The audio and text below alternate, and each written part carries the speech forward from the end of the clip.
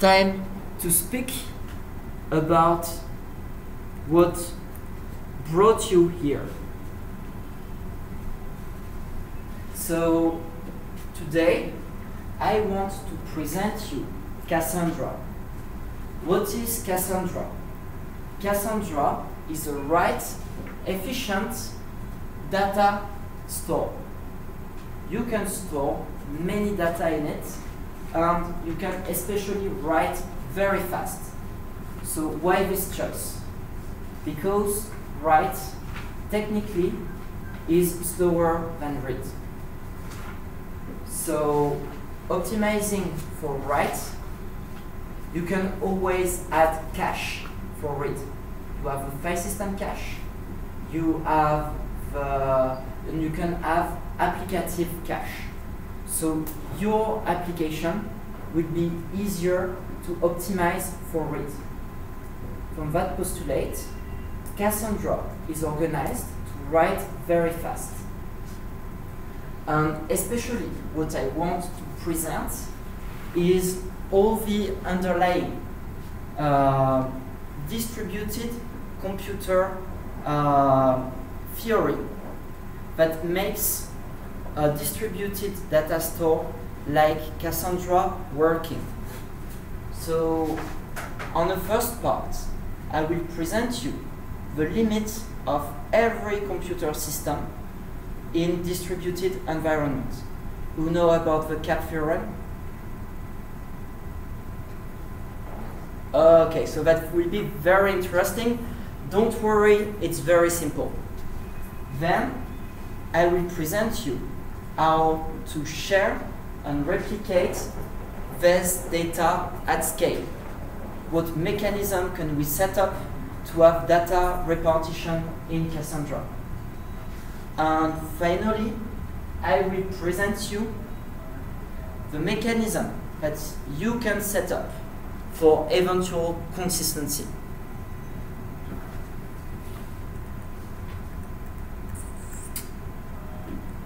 So first, a small introduction to Cassandra. So Cassandra is a column store. It looks like SQL. You have tables with rows in it. What is special is that you have a primary key. You can retrieve record in Cassandra by their primary key. And then you have rows. Okay? So that is a huge constraint. It means that we are write optimized. I need to write in a way that match my read. If I want to add a new behavior to my application using Cassandra, I need to write most of the time a new table.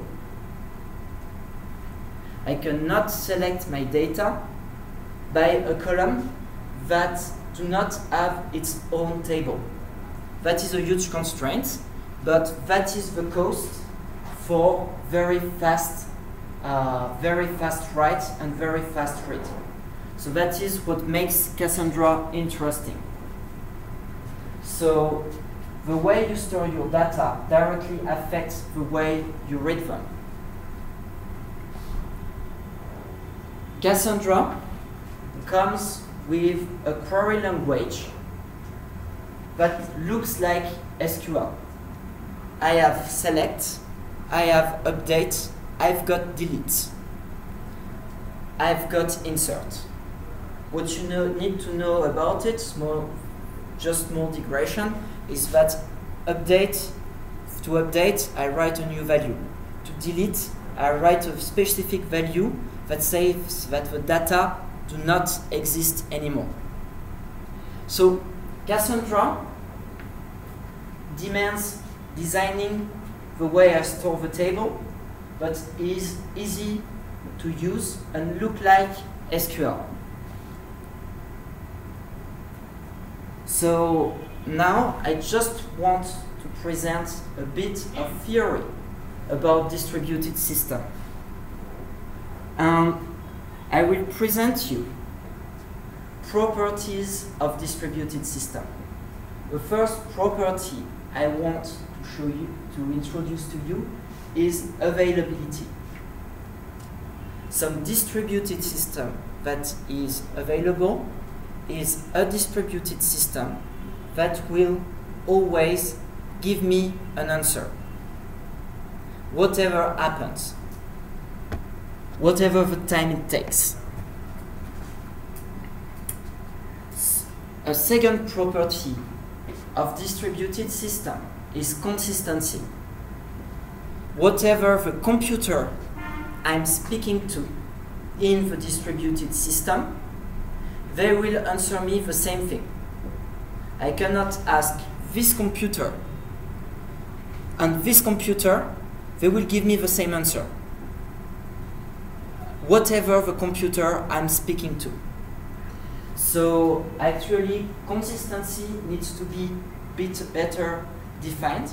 You have many types of consistency depending on the way you modelize your distributed system. But let's keep it easy. When we are consistent, two computers answer the same thing. And finally, in my distributed system, I can get problems. And problems are called partition. That's when some computer in my network cannot speak with other computer in the network. So why does that happen? I can have a node crash. The computer is burning. I can have a disk crash, which makes the application not answering. I can have network issue. So network issue includes the switches not working, the buffers somewhere is full, and the packages are dropped. It includes a lot of things. Networks overloaded might make me think that I have a partition. I might have power, electricity issue that makes many nodes crash. I may have software fault. I introduced a bug that makes my computer not working anymore. I might have configuration mistake. So what is really important about partition? It is something that we do not control. So we do not choose to have partition or no partition. We can limit the impact of partition by having a good quality data center, by buying some expensive network equipment, but we can never say, I will not have it. And even people like Google do have network partition. And finally, we have one last property of distributed system. It is latency. Latency tells me that any answer that I get it fast. And generally, we speak of latency with a percentile. We say that something like 99% of the query will take less than 100 milliseconds to execute. So we have a first theorem that says that out of three property, I can just get two. I can get consistency and partition. I can get availability and partition, and I can get consistency and availability. About this one, this is of course what you want. You want always all your computer to answer the same thing. But you cannot ensure that you will not get partition. And your system will be broken if you get in here, if a partition happens. So people never design distributed systems like this, because this distributed system breaks. So we design computers that either always answer the same thing, so always answer something right, but decide sometime to not answer. So that is for instance, what MongoDB is doing. Or we have computer. We have computer that takes the decision to answer something that may be outdated, but always answer something. And to some point, we have to make a choice. So to better explain this, I will take a short story. I'm on the phone. I'm organizing a meetup with Mrs. Quinn. We need to have a list of attendees. It's important because we have a fixed number of seats in the room.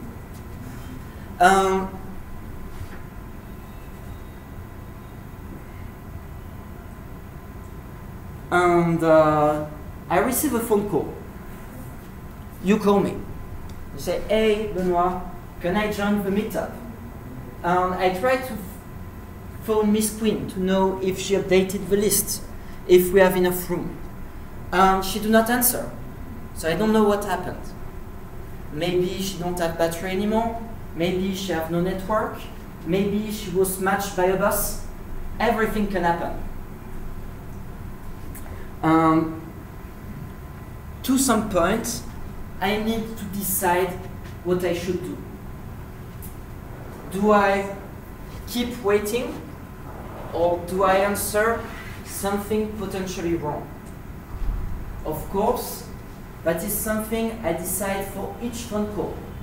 I can very well decide to wait for the meetup that is almost full and continue to register for the meetup where there is a lot of room left. I can decide. But for each request, I need to decide if I wait or not. I decide if I'm available in the face of partition or if I'm consistent in the face of partition. Is that okay?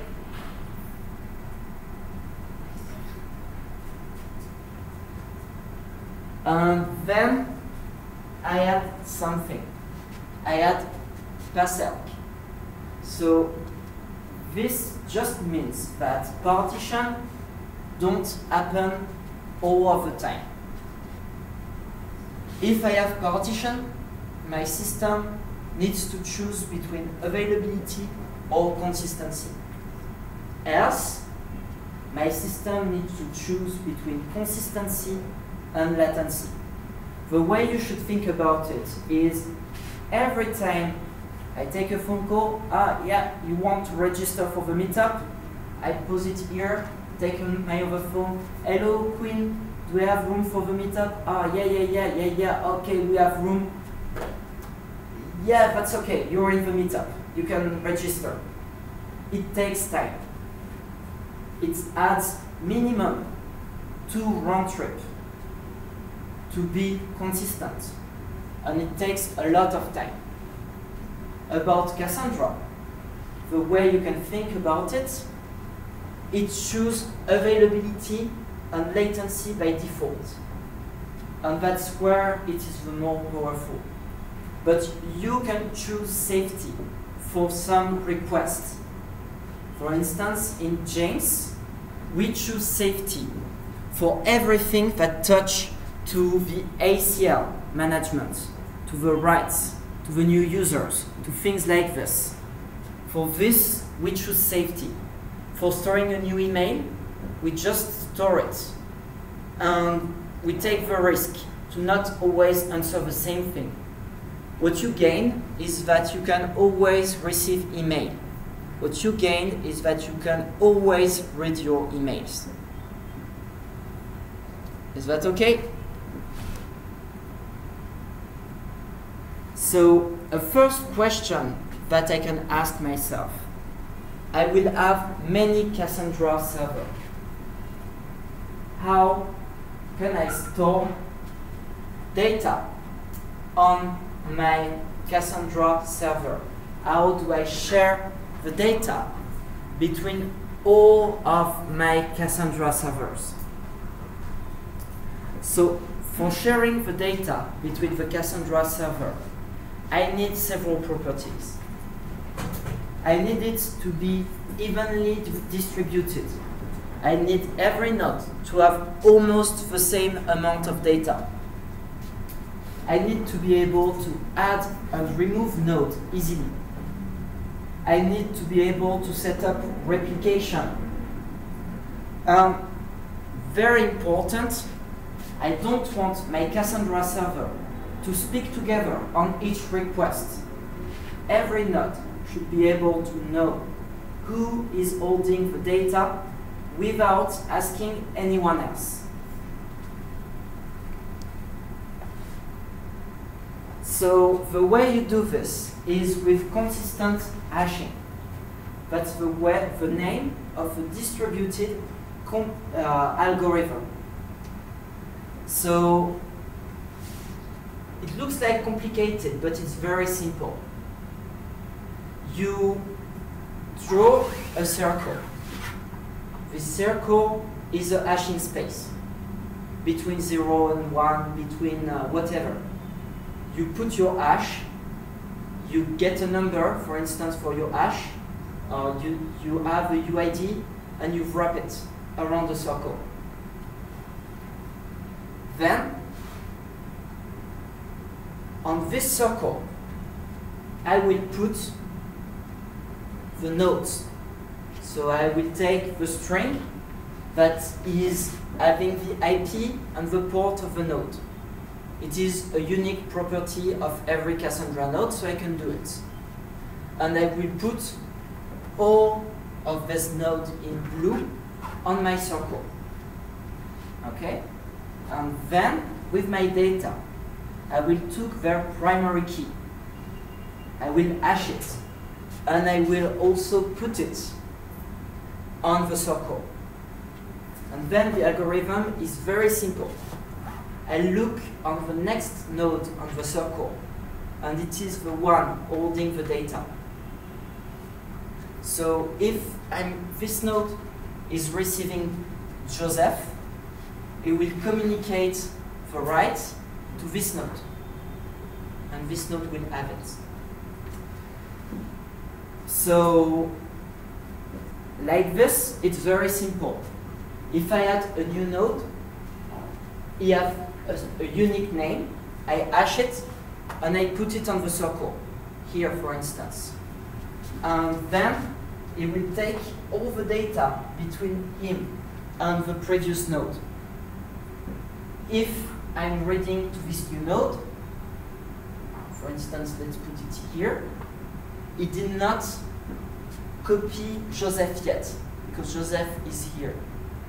So I just need to move here on the circle to get the node that was holding Joseph before.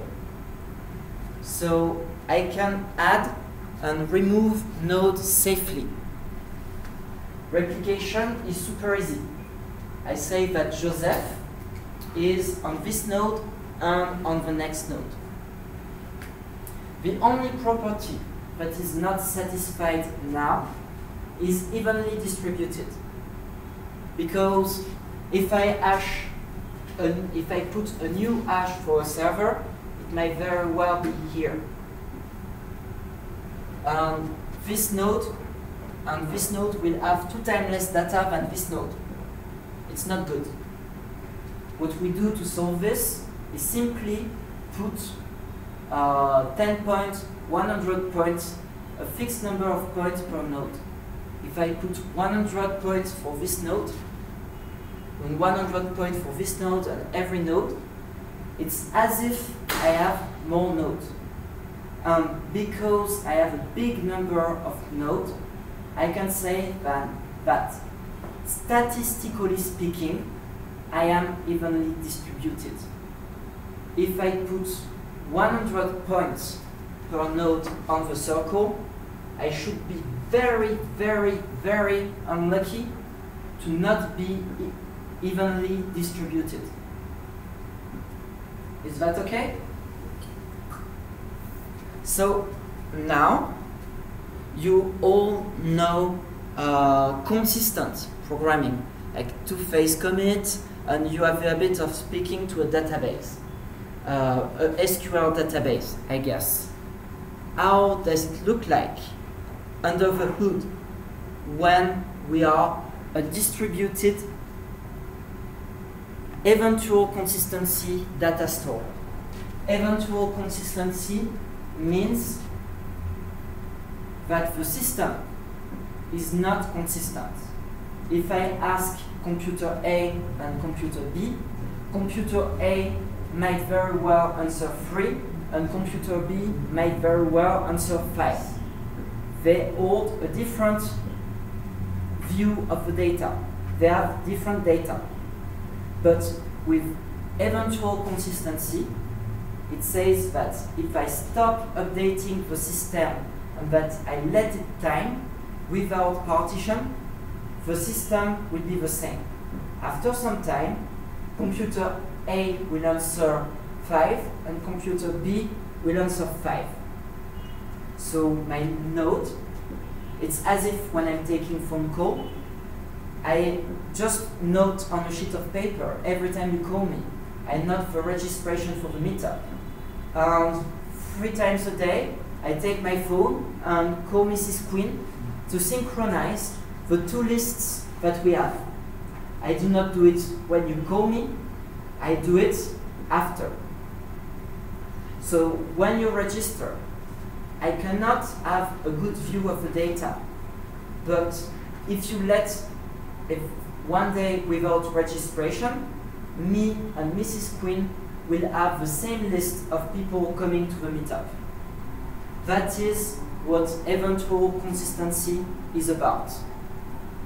So what we will see is how do we solve inconsistencies. We will see how we can detect inconsistencies, and we will see how we can limit them.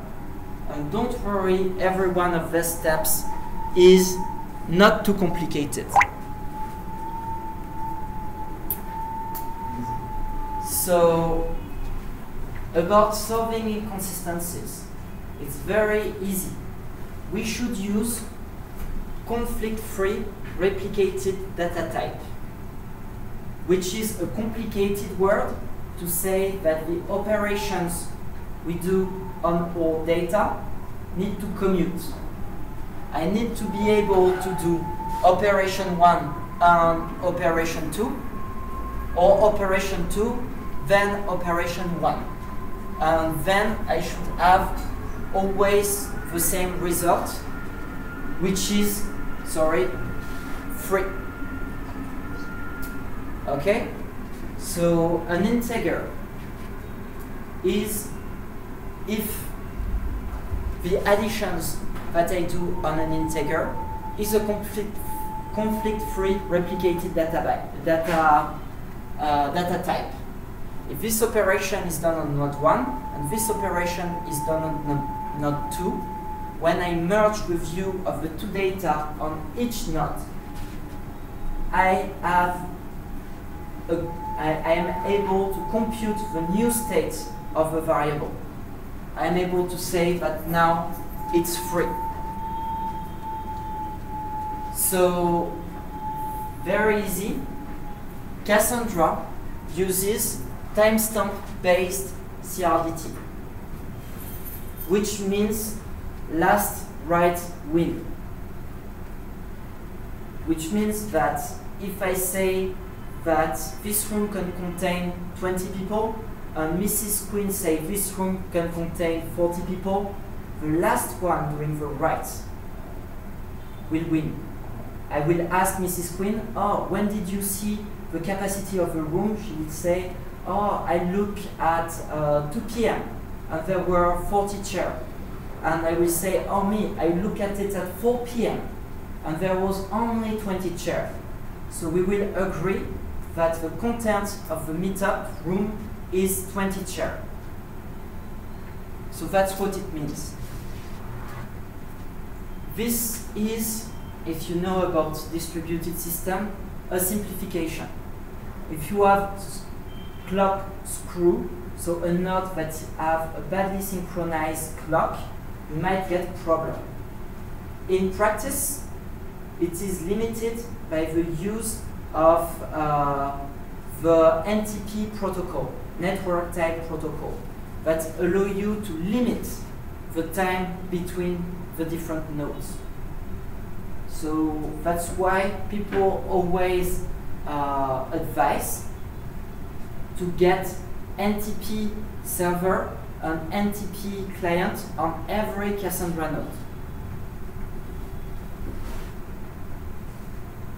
That being said, we are able to solve conflicts. We have something that, if not A and not B, sorry, it's an example. Here I have the age of D1, that is 33, and I have its age here at 34. Here it's done on node 1, here it's done on node 2, and I have timestamp 2 that is superior to timestamp 1.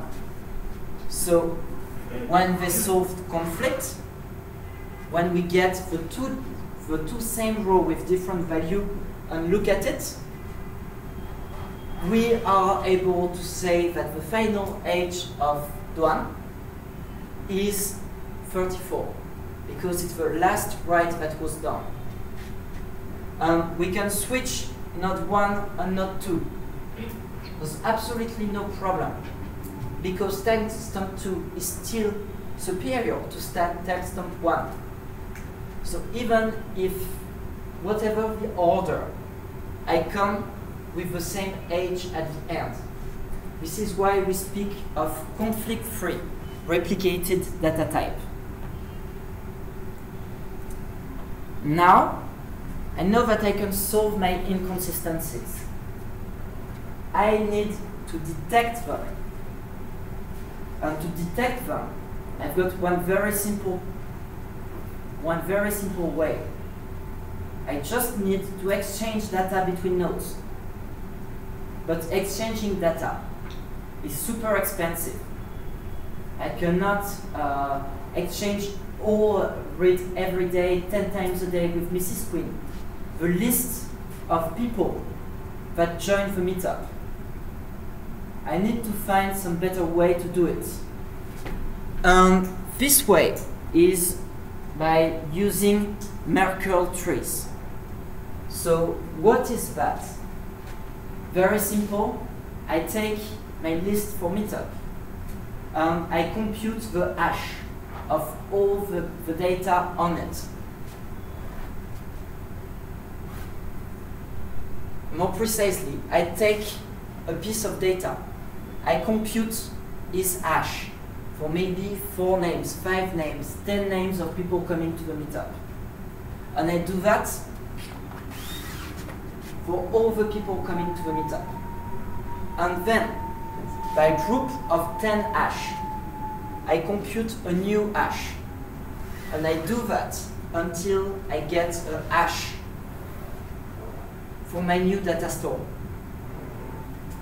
Then, I can simply walk in the tree with Mrs. Queen. So we look at the top hash. Okay, we've got a different value of this hash. Then we look at the level 1. This one is the same. This one is different. So I walk here and I look at level 2 hash. This one is the same. This one is different. This one is different. This one is the same. I walk in here. I look at this level. This one is the same. This one is different. And then I can exchange only the entry that are under this hash. So I exchanged 4 hash and maybe 2 entry instead of 16 entry. I have a logarithmic size of data that goes between my 2 nodes to solve conflict. I can have a huge amount of data and I am able to detect very fast conflicts inside this. So you will say to me, that's cool if you just update. But what if you add new things?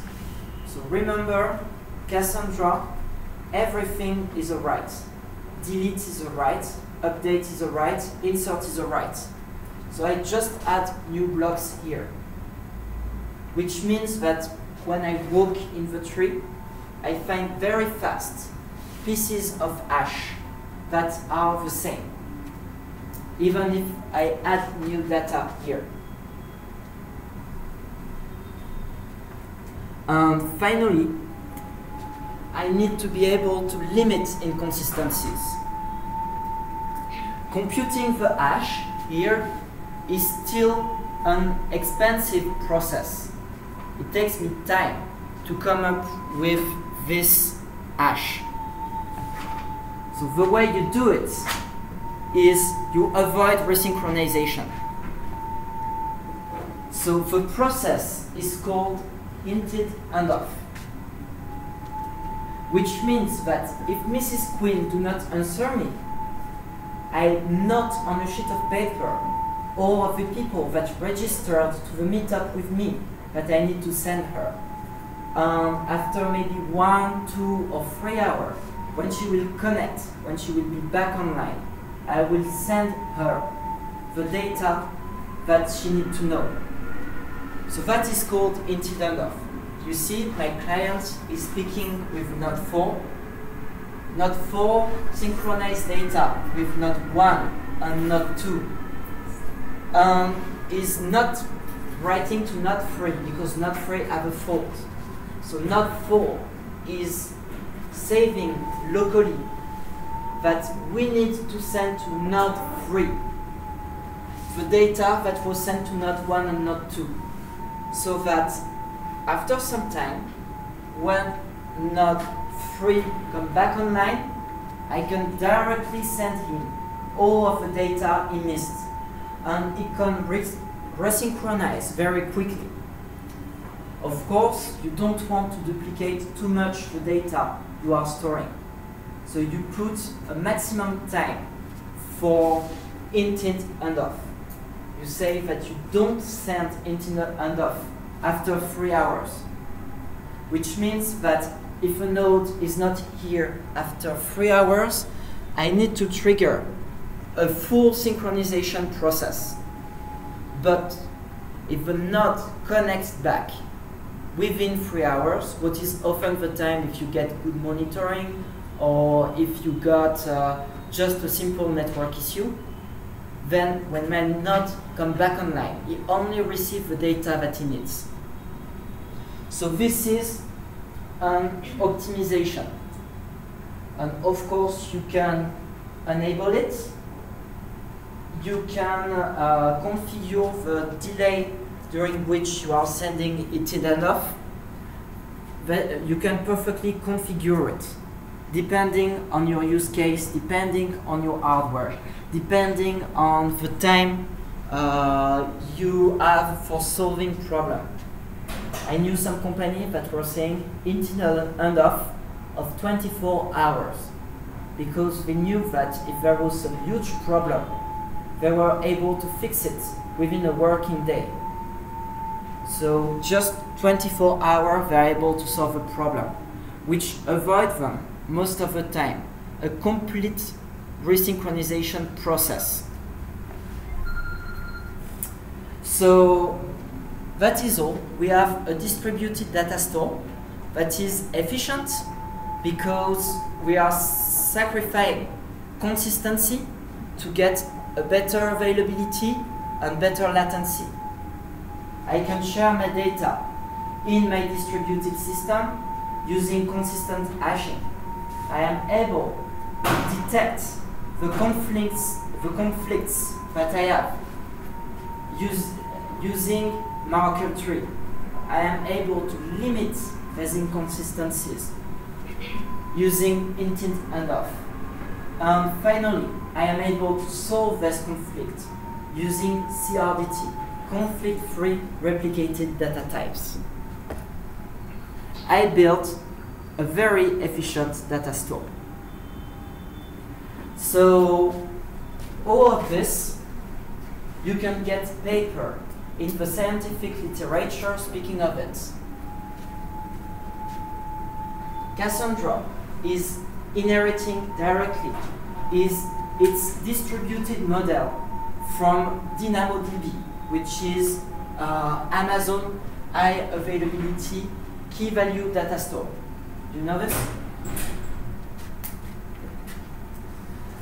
It is the CAP theorem was theoretically said by Eric Brewer. Eric Brewer was the CTO of Google in the year 2000, something like this. And it was proved later on. That's kind of interesting reading. The thing is, with CAP theorem, it is very easy to misinterpret it. So he wrote another paper, CAP 12 years later, and that's this one that I recommend to you. You have consistency trade-off in modern distributed database system design, which is the presentation of Passerk. So I remember, in the face of partition, I choose availability or consistency. Else, I choose latency or consistency. And finally, you have the paper of Cassandra that repeats everything I've said very well. So Cassandra, a decentralized structured storage system. I did not cover the organization of data on every node. So what you need to know about the way it's stored, you have immutable files written on the disk. The content of the file never changes. To be able to write this file, I have a mem table that stores the data until I can write a big new file amongst with them. You have a commit log for securing your writes. And to some time, you will have compaction, taking the immutable file and merging them together.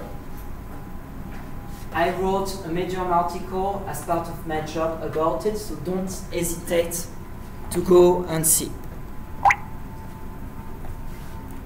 That's all. Do you have some questions?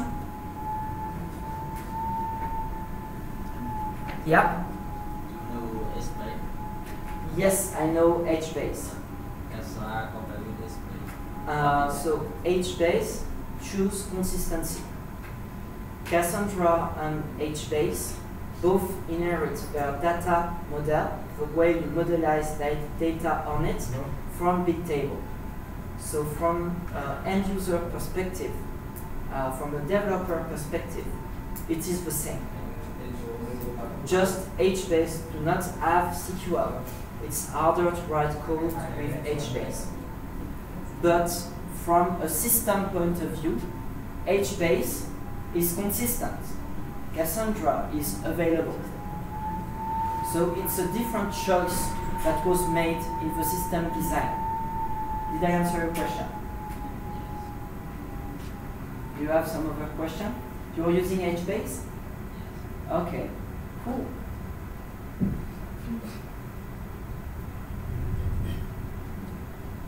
I have a question. Can you return to the slide we talk about the limit? Yes, please. Yeah.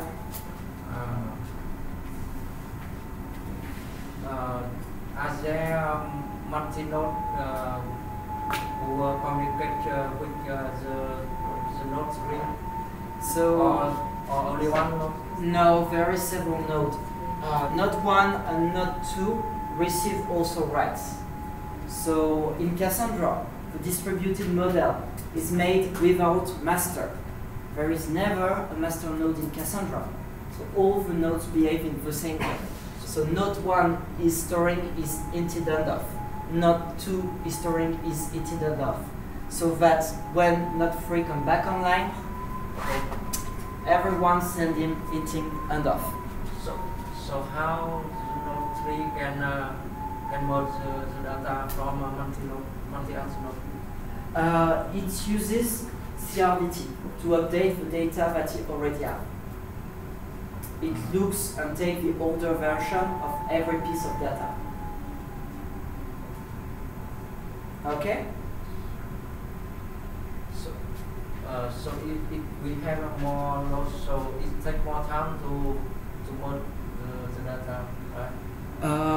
No, the amount of data you need to merge is proportional to the amount of data one node can hold. If I say that this node under 100 gigabytes, it can receive some communication from this one, this one, this one, this one. But they can apply all the consistent hashing algorithm to only limit the updates to the data that this node needs to store. So the amount of resynchronization never exceeds the amount of data that are stored on the node. Okay? And in practice, your resynchronization is maybe 10 gigabytes, 100 gigabytes. It's kind of few compared to the storage space of one node. You want to keep it little. Okay? Is there other questions?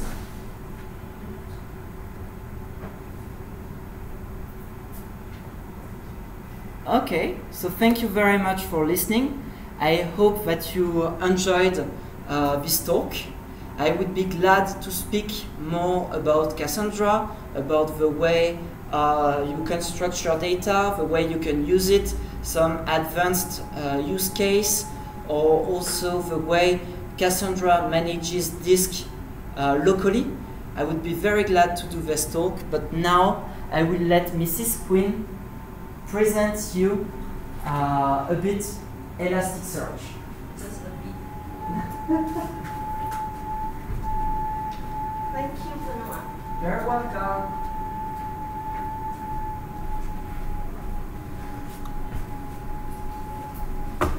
Mình chuyển về tiếng Việt nhỉ?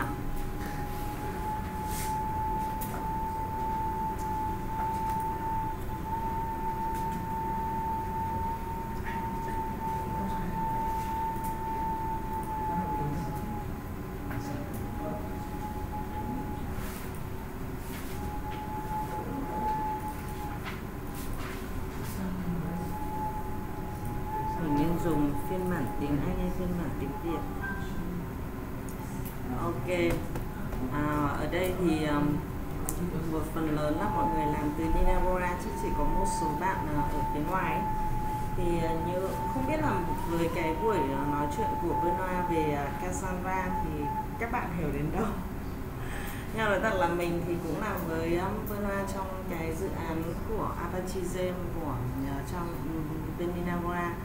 Thì bọn mình cũng dùng Cassandra, nhưng mà để hiểu được tất cả những gì mà Benoit nói thì nói thật là mình cũng không hiểu được nhiều. Chính vì thế nên là mình cũng muốn tiếp cận với mỗi một cái buổi nói chuyện thì mình cũng muốn tiếp cận theo với các bạn, rằng là những cái công nghệ mới nhất mà mọi người đang sử dụng, hay là cái cách tiếp cận là mình đi từ những cái gì mình đang sử dụng và mình hiểu hơn nữa những cái gì mình sẽ dùng và đang dùng. Thì mình là Quỳnh, làm ở Linagora và cũng có hơn 10 năm kinh nghiệm làm về lập trình. Và nếu mà nói để hiểu tất cả những công nghệ mới nhất thì nói thật là mình không up to date bằng các bạn. Nhưng mà mình cũng có những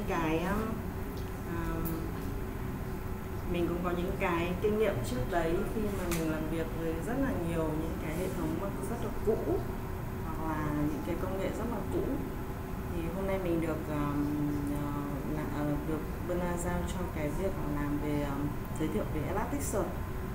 Cũng nói thật là về ElasticSearch và những cái gì phía đằng sau nó có thể mình không được hiểu rõ ràng, và chưa chắc đã hiểu hết những cái công nghệ thực sự phía sau đấy. Nhưng mà chính vì thế mình sẽ chia sẻ với các bạn những cái mà mình đã hiểu về ElasticSearch và những cái công nghệ tìm kiếm từ trước đến nay mà mình đã sử dụng. Còn sâu hơn nữa và xa hơn nữa thì có thể là có rất là nhiều chuyên gia sẽ giới thiệu với các bạn. Và mình hy vọng là trong tháng 9 có thể Linagora sẽ tổ chức một buổi nói sâu hơn nữa về ElasticSearch, khi có một chuyên gia từ bên Pháp sang làm việc với bọn mình, và hy vọng đây là những cái gì mà mới là đầu thôi, chỉ là chia sẻ giữa các developer với nhau. Thì mình định lịch trình sẽ nói về những vấn đề sau. Đầu tiên mình sẽ nói một chút về những cái công nghệ tìm kiếm trước đây mà mình đã biết, sau đó tiếp cận đến search engine, và có một cái chi tiết về search engine đó là local search, sau đó thì sẽ đến ElasticSearch. Thực ra nói về ElasticSearch ở trong cái event này thì chỉ là một khái niệm thôi, chứ nó không nói về sâu xa và về technique. Hy vọng là các bạn đã biết, đã hiểu thì chúng mình cùng chia sẻ với nhau. Một chút về công ty thì như các bạn đã đến và Perna cũng đã nói rồi, mình không muốn nhắc lại nhiều về cái này. Thì công ty Linagora được thành lập là công ty về open source của Pháp, và có những cái sản phẩm như thế này, và mình cũng có những cái brochure về công ty. Nếu ai đó quan tâm thì các bạn có thể đấy như là cái sự quảng cáo. Và đây là update mới nhất của Linagora tại Hà Nội với đầy đủ mọi người. Từ Hà Nội thì Bernard cũng đã giới thiệu với các bạn văn phòng của Linagora ở Hà Nội rồi. Và nếu ở đây các bạn có chúng mình nếu là developer và muốn có cơ hội để apply thì rất là welcome. Ok, đi vào vấn đề chính một chút về làm sao để mình tìm kiếm được trong cơ sở dữ liệu, tìm kiếm được full text search. Thì theo như những kinh nghiệm của mình từ xưa đến nay, thì khi mà mình tiếp cận được với việc tìm kiếm thì đa phần là tìm kiếm trong cơ sở dữ liệu. Mình bắt đầu lập trình từ năm 2001. Khi mà mình tốt nghiệp thì ngày đấy chưa có một cái search nào cả, và chỉ có thuần túy là search trong cơ sở dữ liệu thôi. Và cơ sở dữ liệu ngày đấy nó cũng rất là sơ sài. Vậy thì cơ sở dữ liệu khi mà mình tìm kiếm thì sao? Mình phải đặt ra những cái câu lệnh tìm kiếm. Khi mà mình đặt ra những câu lệnh tìm kiếm thì mỗi một cơ sở dữ liệu cái câu lệnh nó hoàn toàn rất khác nhau. MySQL khác, SQL Server khác, Postgres khác. Sau đó thì không dễ dàng để mình có thể tìm được full text search, bởi vì là như ngày xưa mình làm thì thậm chí nó còn chưa support cả cho tiếng Việt, rồi mình không thể nào làm được để tìm kiếm trong tiếng Việt. Nên nữa là nếu mà chính vì thế nó có một cái hạn chế nữa là nó sẽ không support multi language. Sau đó thì nó sinh ra cái khái niệm là search engine. Search engine là cái để biệt lập việc tìm kiếm không phụ thuộc vào cơ sở dữ liệu nữa. Cái search engine đầu tiên mà mình được biết là DT Search. DT Search thì nó rất là thô sơ. Bọn mình phải làm một cái làm thế nào để lấy dữ liệu từ data sang mà đẩy sang được search engine, đẩy sang được DT Search. Sau đó thì ngoài khi mà mình tìm kiếm thì mình sẽ không tìm kiếm trong cơ sở dữ liệu nữa, mà mình phải đẩy ra cho search engine nó làm và cho DT Search làm. Vậy thì search engine nó là cái gì? Search engine nó chính là cái cách để từ dữ liệu của mình đẩy data ra cho nó và nó index cái data đấy.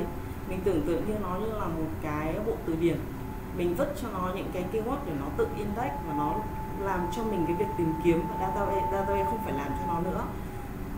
Làm thế này để nó tránh được việc là ví dụ như là trong database mình gặp đến rất là nhiều trường hợp là database muốn lưu trữ dữ liệu kiểu như là tài liệu này rồi ảnh này. Vậy làm sao để tìm kiếm trên nó? Database thông thường là sẽ bị limit trong cái khoản đấy, không thể tìm kiếm được.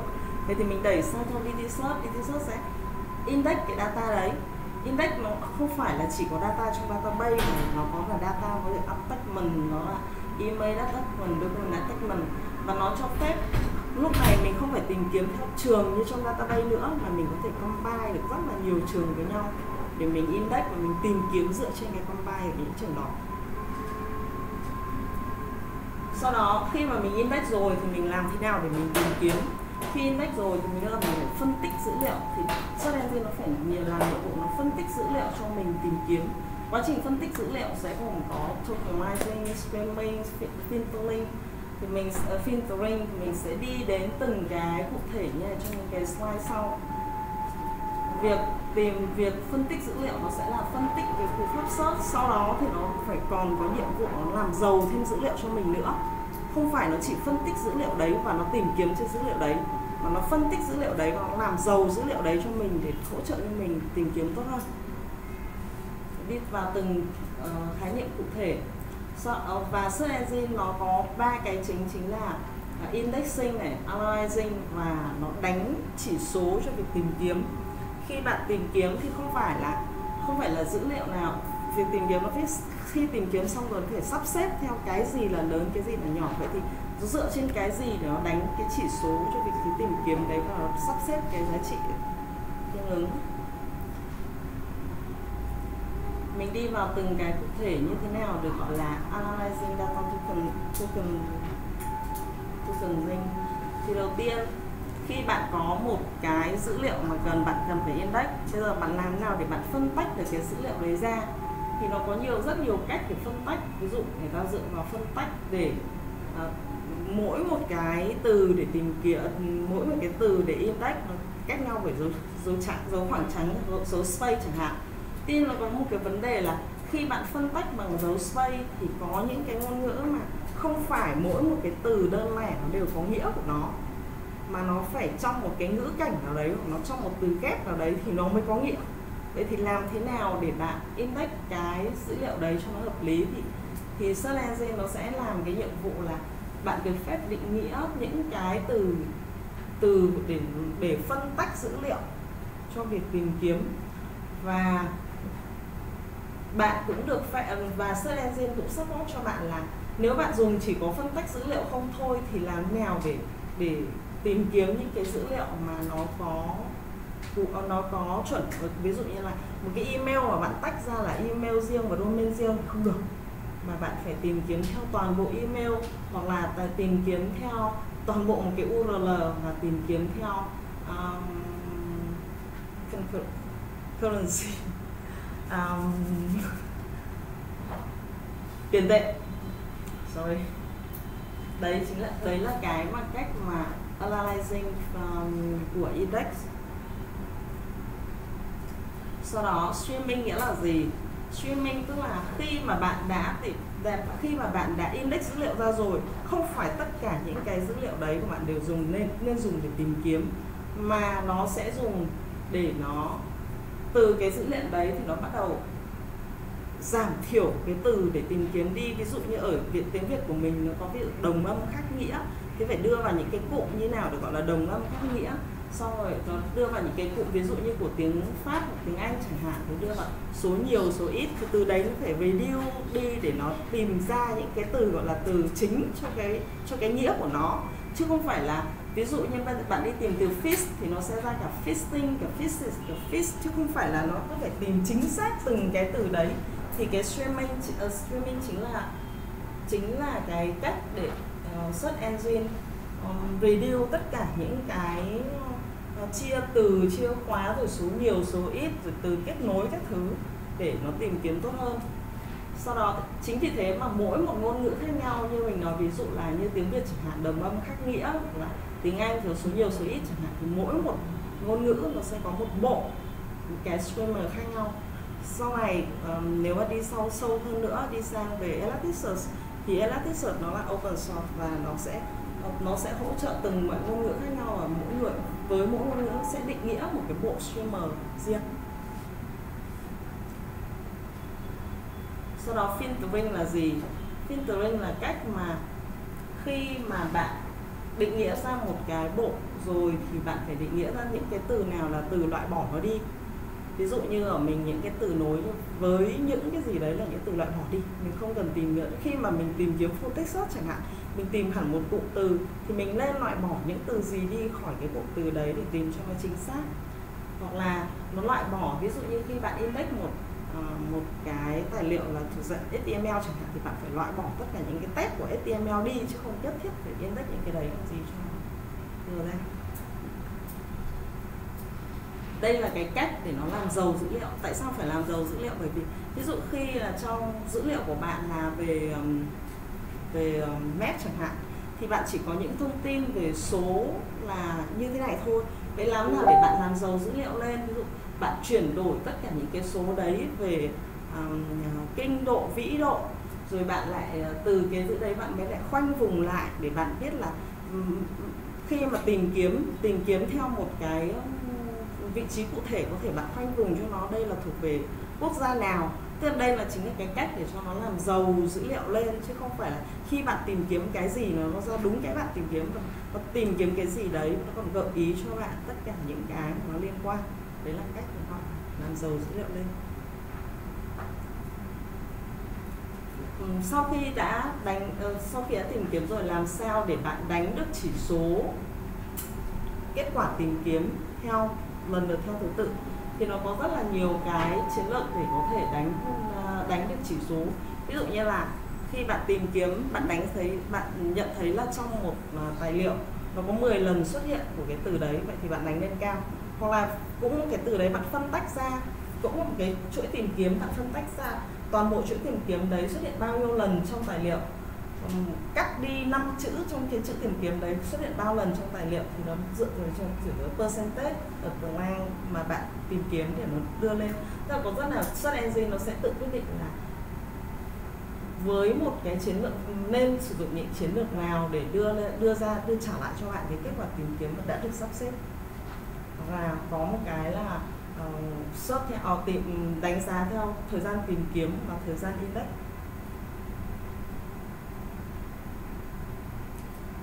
Đấy là khái niệm về search engine. Search engine nói chung, vậy thì tất cả các search engine nói chung đa phần là phải đảm bảo tất cả những cái tính chất ở trên và phải làm việc được những cái tính chất ở trên. Thì Apache Lucene là một cái search engine mà đảm bảo được cái đấy.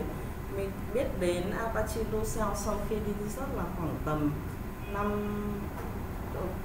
năm 2000 đổ ra. Khi đấy ở Việt Nam, mặc dù là Apache Lucene thì được viết từ năm 1999, nhưng thực sự ở Việt Nam thì mình biết được nó là phải tầm từ năm 2004 này năm gì đấy, và mình cũng thực sự áp dụng là Apache Lucene cùng với cả LinViet thì từ năm 2004 2005. Lúc đấy là khi mình gặp những cái bài toán về tìm kiếm trong database không được, tìm kiếm trong DT search nó gặp những cái vấn đề khó khăn là nó chỉ có thể extract được data từ database ra thôi, thì Lucene sẽ support thêm một cái việc nó có thể index dữ liệu là những cái file đính kèm và cả một thư mục. Tức là bạn chỉ ra, ví dụ như trong trường hợp của bạn là bạn áp tách dữ liệu lên, nó vào một cái thư mục thì nó index cả thư mục đấy cho bạn, và nó tìm kiếm index search cho bạn, nó tìm kiếm full text search cho bạn. Thì đấy là Apache Lucene.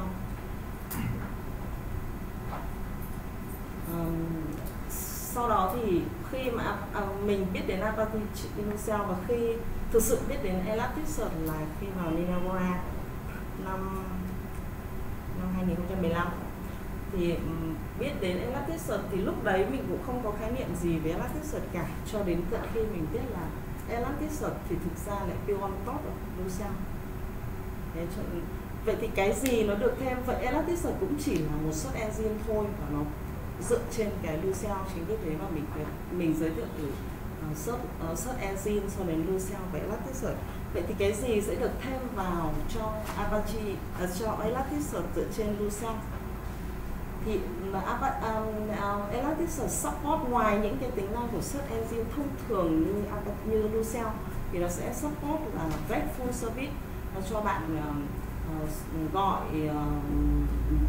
RESTful tới ElasticSearch, support JSON API, và bạn có thể hoàn toàn custom nó, sử dụng ở bất cứ nơi nào. Mặc dù là Apache và Lucene thì viết bằng Java, nhưng bạn hoàn toàn có thể sử dụng ở PHP về bất cứ ngôn ngữ nào, chứ không phải là chỉ cần Java. Ví dụ Lucene chẳng hạn thì nó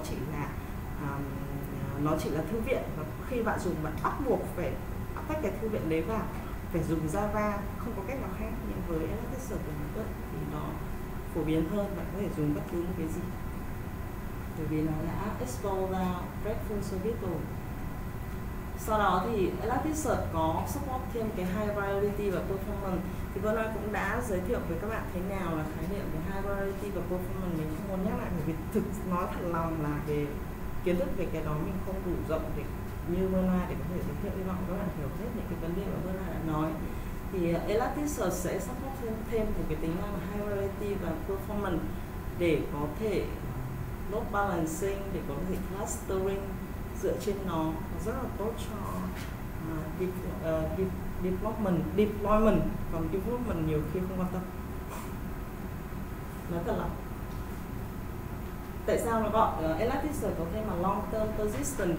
Thông thường các bạn lưu data thì sẽ lưu data trong cơ sở dữ liệu, như ElasticSearch thì nó sẽ lưu ra ngoài storage, cho nên nó gọi là long term persistent. Long term persistent store system. Khi đã đi đến đây rồi thì bạn sẽ có một cái trong đầu matching giữa ElasticSearch và những cái cơ sở liệu thông thường. Thì hy vọng là với mọi người khi làm phần mềm thì đa phần là sẽ làm việc với cơ sở liệu. Khi đấy thì bạn biết đến những cái từ khóa trong cơ sở liệu, ví dụ như là từ thằng cơ sở liệu thì bạn biết đến database, bạn biết table, row, column, schema, index, excel gì đó. Thì tương ứng với ElasticSearch nó cũng sẽ support một cách tương ứng sang, ví dụ ElasticSearch trong database với database là index, type, document, tất cả các cái dữ liệu khi được index nó được gọi là document. Và bạn hoàn toàn có thể tìm kiếm trên trên database, bạn tìm kiếm theo column, thì bên kia bạn tìm kiếm theo field. Bên này bạn định nghĩa các cái dữ liệu theo từng kiểu dữ liệu, bên kia nó có mapping. Bên này bạn có thể index, bên database bạn muốn tìm kiếm thằng nào đó nhanh hơn thì bạn đặt nó là index, như bên kia bạn có thể lên index được tất cả mọi thứ. Bạn hoàn toàn có thể tìm kiếm được dựa trên câu lệnh dựa trên câu lệnh query. Và bên này có select, update, thì bên kia chỉ có get và put. Đấy là cách so sánh tương ứng của cơ sở liệu thông thường và ElasticSearch cho mọi người dễ hình dung, bởi vì là thông thường mọi người sẽ quen hơn với SQL, với cơ sở liệu, và như thế nếu mà hình dung một cách tương ứng sang ElasticSearch thì nó sẽ dễ hiểu hơn một chút. Trong ElasticSearch làm thế nào để nó có thể được high variety và performance, thì nó dựa vào một khái niệm gọi là index sharing. Thế nào để gọi là index sharing? Index sharing tức là ElasticSearch nó chia các cái dữ liệu được index ra thành từng vùng vật lý khác nhau. Thì đấy là cái đấy được gọi là shared trong ElasticSearch. Cái giá trị của thằng share nó có thể được cấu hình với deployment. Các bạn nó default ban đầu để là 3, nhưng các bạn deployment hoàn toàn có thể tăng giá trị này của nó lên. Và như thế thì khi bạn nó giống như khái niệm của thằng bên Cassandra ấy, có thằng replication factor ấy, thì thằng này nó chính là tính share. Thì bên Cassandra nó có reference factor đó. Và khi bạn có reference factor là 3, tức là bạn hoàn toàn có thể replicate ra trên 3 cái nốt khác nhau. Thì bên này nó khái niệm là set. Cái đó mình chính là hai cái đi với nhau. Thì thằng set này nó chính là cách để nó replicate dữ liệu trên từng cái nốt khác nhau. Ví dụ mình đặt là 3 thì nó replicate trên 3 nốt khác nhau là các giá trị tương ứng. Đấy nó có khái niệm là mỗi một xe có thể có một hoặc nhiều cái giá trị được bị lặp lại. Cái giá trị lặp lại này nó làm cho việc mình có thể failover, tức xử lý lỗi, rồi clustering data đi một chút.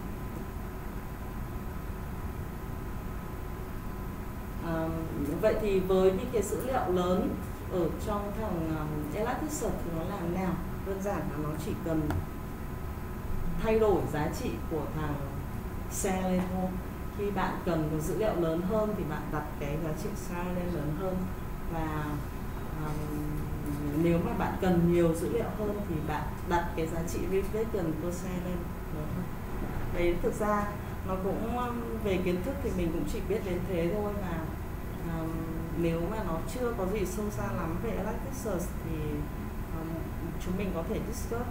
Và mình cũng chia sẻ là đến tháng 9 thì bọn mình có một cái bạn tên là Lúc ở bên Pháp sang, bạn ấy sẽ rất là giỏi về ElasticSearch, và mình hy vọng sẽ tổ chức một buổi meetup chi tiết hơn nữa về ElasticSearch. Còn những cái gì mà mình hiểu biết thì mình chỉ có thể chia sẻ được đến đây. Ok.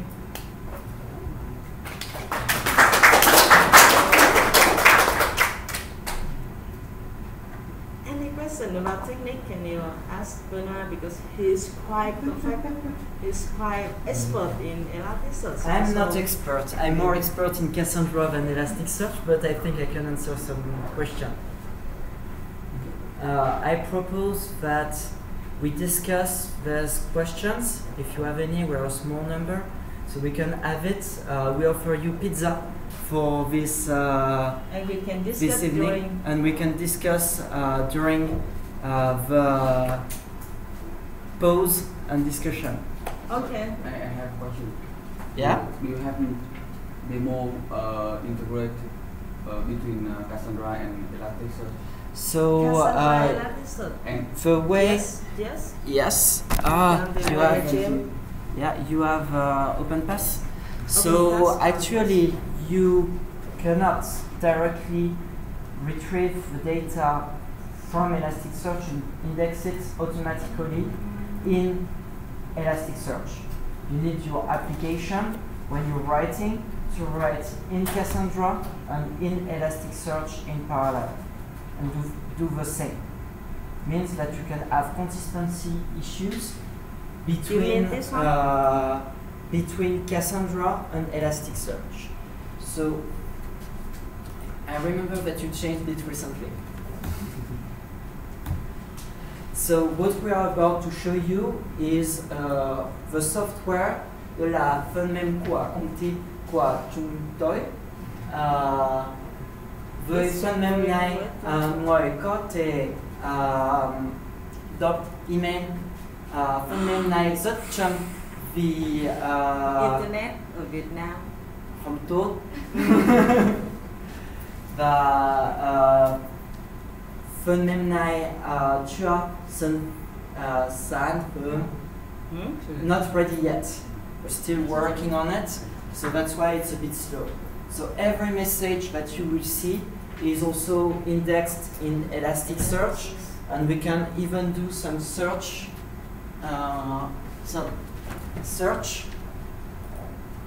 about bảo hiểm example. If I remember well, we already said this one. I'm not sure I sent you an email with bảo hiểm, But okay. just search Jira. Jira, okay. So we can have search like this very fast. Search is thanks to ElasticSearch. If we click on To a filter. we have more filter. We can have a filter for unread messages. So if I read the first message, the content is retrieved thanks to Cassandra when I get back. Sorry. No, that's a filter, yes. A filter. If I click unread, the first message is removed.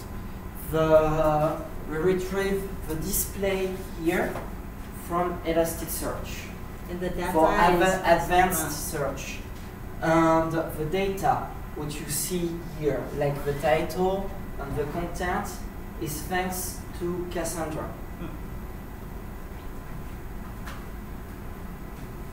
Cho hỏi. Dạ. Cái dữ liệu này là lưu ở cả database lẫn cả trong ElasticSearch. ElasticSearch không phải là một cái mà để lưu trữ, mà nó chỉ là support để tìm kiếm thôi. Và đây chính là một cái mà data thì hoàn toàn trong Cassandra, tìm kiếm thì hoàn toàn là ElasticSearch. Tức là tìm kiếm dưới cái ổ cứng ạ, mỗi lần tìm kiếm nó tìm kiếm cái ổ cứng. Không phải là ElasticSearch bạn phải cài lên, sau đó nó tự động. Khi mỗi một lần dữ liệu bạn thêm vào thì nó tự động chuyển sang bộ index, cho nó index cái dữ liệu đấy đi. Và khi tìm kiếm hả?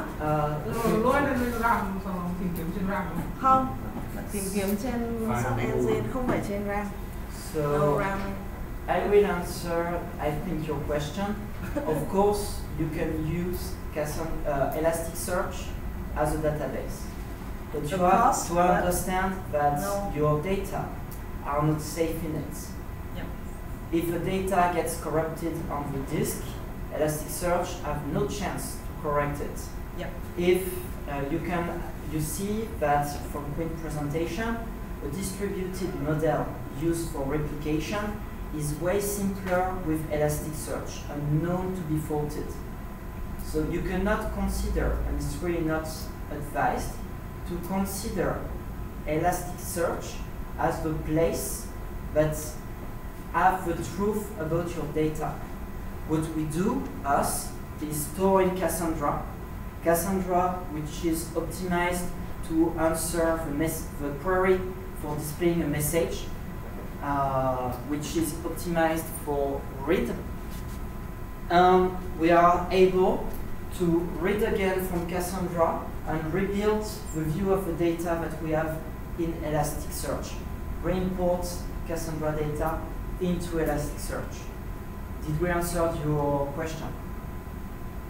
Cái là ý của bạn là khi bạn có một cái dữ liệu rồi, bạn hoàn toàn có thể index toàn bộ dữ liệu đấy sang ElasticSearch và bạn tìm kiếm trên ElasticSearch.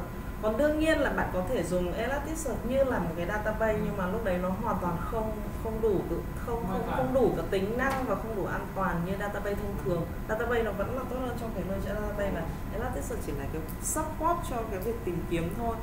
Chính vì thế mà ví dụ như một chương trình bình thường chẳng hạn, bạn hoàn toàn index toàn bộ dữ liệu trong database ra một chỗ để cho bạn tìm kiếm. Hoặc là ví dụ như trên gen của bọn mình chẳng hạn, thì mỗi lần bạn có dữ liệu mới, bạn có dữ liệu xóa đi, bạn có update, bạn hoàn toàn phải index lại dữ liệu đấy. Và index những trường mà bạn muốn tìm kiếm thôi, không phải là index toàn bộ. Bởi vì ElasticSearch không phải là database và database cũng không phải là ElasticSearch. Ví dụ như trong trường này là mình index cái title với cả cái content của cái email. Mình index rất nhiều thứ, attachment này, title này, content này. You have another reason. It's very simple. Tùy thuộc vào tiêu chí mà bạn muốn tìm kiếm. The way ElasticSearch work in distributed system is the query hits all the nodes in the shard. All the shards are hit. And it's very simple to understand why. It's because all the nodes that have email need to select the email that contain Jira, and then they all need to send the data to a coordinator node that will merge it. If I just send the document and the result of the match, I send very little information. If I need to send the subject and the message content and all the information I need to have this display, I kill ElasticSearch. From the way it behaves.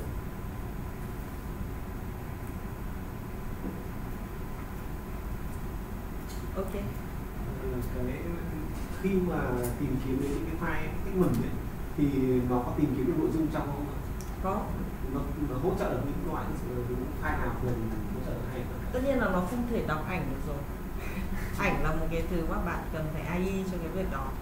Còn nó hỗ trợ khi bạn vứt vào một cái thư mục và nó index toàn bộ các thư mục đấy, và cứ tìm một text là nó search là nó index. Bạn hãy thử, nếu mà bạn thử do cell, bạn sẽ thử index do cell với một thư mục và bạn sẽ thấy nó index toàn bộ cái thư mục đấy ra cho bạn. Khi bạn nhìn thấy, khi index ra một thư mục, em nhìn như là một cái từ điển ấy, nó sẽ có gạch dưới EEID, nó từ điển nó được mã hóa, nó index toàn bộ luôn ra cho bạn, tất cả các loại tài liệu, tất nhiên là trừ email, trừ những tài liệu đã được mã hóa. Binary, file doc ok, doc Excel ok, PDF ok, và mình ngày xưa đã thử với Excel. Okay, let's enjoy some pizza. If you don't have